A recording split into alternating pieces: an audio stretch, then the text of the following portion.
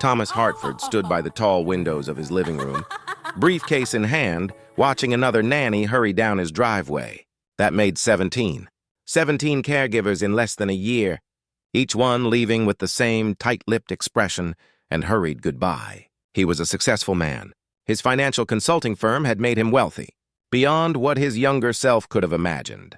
But money, as he'd learned these past 2 years, couldn't solve every problem. His twins, Jacob and Ethan, were 6 years old now. Both had light brown hair that never seemed to stay combed, and eyes that held more sadness than any child should. Since their mother, Claire, had passed, something had broken in all of them. Thomas loosened his tie and set down his briefcase. The house felt too quiet, even with the boys somewhere upstairs. It was a beautiful home, filled with sunlight and expensive furniture, but it had stopped feeling like a home the day Claire didn't come back from the hospital. "Mr. Hartford?" His assistant called later that afternoon. "I have another candidate. Her name is Patricia Morgan. She's 58, has 30 years of childcare experience, and, well, she's available to start immediately." Thomas rubbed his tired eyes. "Send her over." Patricia Morgan arrived the next morning in a sensible blue sedan. She was a woman of medium height, with graying hair pulled back in a simple bun and kind brown eyes that crinkled at the corners. She wore a comfortable orange cardigan over dark slacks, and yellow cleaning gloves peeked from her practical tote bag. Thomas met her at the door, already preparing his usual warnings about the boy's difficult behavior. But Patricia simply smiled, the kind of smile that reached all the way to those warm eyes, and said, "You must be Mr. Hartford. You look tired, dear. Why don't you show me where the children are, and then you go on to work? We'll be just fine." There was something in her voice. Not condescension, not overconfidence, just calm certainty, the way his own grandmother used to speak. "They're in the playroom," Thomas said hesitantly. "But Mrs. Morgan, I should warn you—" "Patricia, please," she interrupted gently. "And I've raised 4 children of my own, plus countless others over the years. I've seen just about everything, I imagine." Thomas led her upstairs. Through the playroom door, he could see Jacob and Ethan sitting far apart from each other, surrounded by toys they weren't playing with. Jacob, in his red shirt, was staring out the window. Ethan, also in red, was methodically lining up toy cars without any real interest. "Jacob, Ethan," Thomas called softly. "This is Patricia. She'll be staying with you today." Both boys looked up with those guarded expressions Thomas had come to know so well. They didn't say hello. They didn't smile. They simply watched, waiting for this new stranger to try too hard or give up too soon. Patricia walked into the room slowly. She didn't rush toward them with forced enthusiasm like so many others had. Instead, she settled herself on the couch and pulled out some knitting from her bag. "Well," she said conversationally, "I thought I might sit here and work on this scarf for my grandson. You boys just go on with whatever you were doing. No need to entertain me." Thomas hesitated in the doorway. This wasn't the approach he'd seen before. Patricia glanced up at him with a knowing look. "You'll be late for work, Mr. Hartford. Go on now. We'll have dinner ready when you get home." Something in her steady gaze made Thomas nod. He kissed the tops of his sons' heads, both boys barely acknowledging him, and left for the office, feeling more uncertain than ever. The day stretched long. Thomas found himself distracted during meetings, checking his phone constantly for a call that he was sure would come. But the hours passed in silence. When he finally pulled into his driveway that evening, he braced himself. The house was still standing, which was a good sign. He could hear voices from the kitchen. Walking in, Thomas froze. Patricia stood at the stove, stirring something that smelled like his mother's beef stew. The kitchen table was set for 4. And there, at that table, sat both his sons with papers and crayons spread before them. But that wasn't what stopped him. They were drawing, together, leaning toward each other, comparing their pictures, and was that a small smile on Ethan's face? "Daddy!" Jacob noticed him first. His voice was quiet, cautious, but it was there. The boy had barely spoken in months. "Boys," Thomas managed, his throat suddenly tight. "We made pictures," Ethan added softly, holding up a drawing. It showed stick figures, a woman in orange, 2 small boys, and a taller man. The word brother was written across the top in wobbly letters.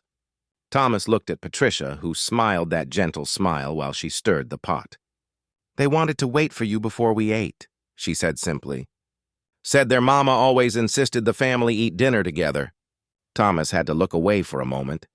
They hadn't mentioned Claire voluntarily in so long. That's right, he said, voice rough. She did. Over dinner, Patricia didn't push conversation, but she created space for it. She told gentle stories about her own grandchildren, asked the boys simple questions about their favorite colors and foods, and laughed warmly when Jacob admitted he liked dinosaurs but thought they were a little scary. You know, Patricia said, when my son Marcus was your age, he was afraid of dinosaurs too, but he loved learning about them anyway.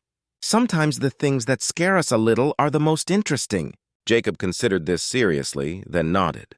After dinner, Thomas helped Patricia clean up while the boys played nearby, actually played, not just sat in separate corners. Mrs. Morgan, Thomas began. Patricia. Patricia, he corrected. What did you do today? How did you... The other nannies. She dried a plate thoughtfully. I didn't do anything special, Mr. Hartford. I just let them be sad. Thomas looked at her, confused. Patricia set down the dish towel and spoke gently. Every other caregiver who's been here, I imagine they tried very hard to make your boys happy. Lots of activities, lots of energy, trying to fill up all the empty spaces with noise and fun. Thomas nodded slowly. That had been exactly the approach. But those boys don't need someone to make them forget their sadness, Patricia continued. They need someone who understands that it's okay to be sad.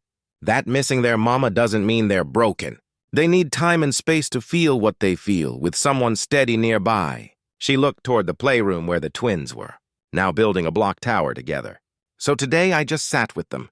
I told them my husband passed 5 years ago, and I still miss him every day. I told them it's okay to talk about the people we love who aren't here anymore, and then I asked if they wanted to help. Me make their daddy's favorite dinner as a surprise. Thomas felt his eyes burning. Jacob told me he remembers his mama making beef stew, Patricia said softly. So we made beef stew. And while we cooked, we talked about her. Happy memories, sad memories, all of it. They talked about Claire? Thomas could barely get the words out. Patricia nodded. Children know when adults are uncomfortable with grief. Mr. Hartford. When we tiptoe around it, they learn to hide it. But when we show them it's safe to remember, to feel, to cry when they need to, well, that's when healing begins. Patricia didn't leave after 2 weeks, or 2 months. Slowly, steadily, the house began to feel like a home again. Not the same as before. It would never be exactly the same. But something new and good was growing in the spaces grief had hollowed out. Thomas came home one evening 3 months later to find Patricia teaching the boys to bake. Chocolate chip cookies? Claire's recipe, the one she'd made every Sunday. Mama used to let us lick the spoon, Jacob told Patricia seriously. Did she now? Patricia smiled. Well, I think that's a fine tradition to continue. Thomas watched from the doorway as his sons giggled over cookie dough, flour dusting their noses, and felt something he hadn't felt in 2 years. Hope. Later, after the boys were in bed, Thomas and Patricia sat in the living room with tea. I don't know how to thank you, Thomas said quietly. You've given me my sons back. Patricia shook her head gently. Your sons were always there, dear. They were just lost in their grief for a while. Same as you, if you don't mind me saying. Thomas looked down at his tea, knowing she was right. My late husband used to say something, Patricia continued. He'd say, the only way out is through. We can't go around grief or over it or under it. We have to walk straight through it one day at a time with people who love us holding our hands. She patted Thomas's hand with her warm, wrinkled one. You're a good father. Mr. Hartford, you just forgot for a while that it's okay to be broken. Your boys needed to see that you miss their mama too. That you're sad too. That this family is healing together. A year later, Thomas stood in the same living room where he'd watched 17 nannies flee. But now the room was filled with laughter. Jacob and Ethan, 7 years old now, were showing Patricia their school art projects while she praised every crayon. Mark with genuine enthusiasm. The boys still had hard days. They all did. But they talked about those days now. They said Claire's name out loud. They looked at her photos and told stories and cried when they needed to. And they had Patricia, steady as a lighthouse, teaching them that love doesn't end with death, that families can heal, and that sometimes the greatest gift we can give each other is simply permission to feel. Thomas watched his sons laugh at something Patricia said, watched them lean against her comfortable orange cardigan, and felt grateful beyond measure. Some people come into our lives and change everything, not with grand gestures or magic solutions, but with steady kindness, deep understanding, and the patient wisdom that only time and experience can teach. Patricia Morgan was that person for the Hartford family, and she never left.